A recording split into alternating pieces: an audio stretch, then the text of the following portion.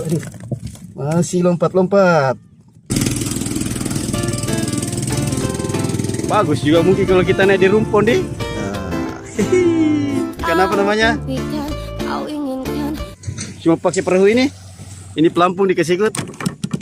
Jadi pelampungnya kita tinggalkan di sini. Jalan.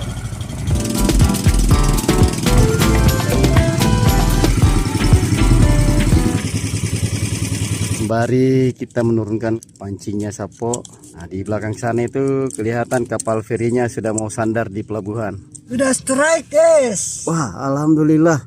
Sudah strike. Alhamdulillah, ya Allah. Ikan apa kira-kira ini strike-nya? Ini dia, guys. Mana-mana. Wih, alhamdulillah. Hihi. Kasih bermain dulu di bawah, kasih bermain.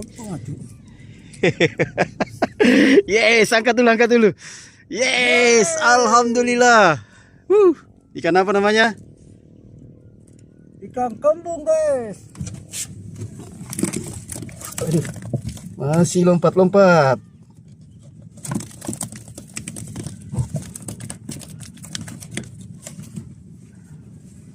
Nah, ini ikannya Sapo. Alhamdulillah kita sudah dapat ikan kembungnya 1 ekor.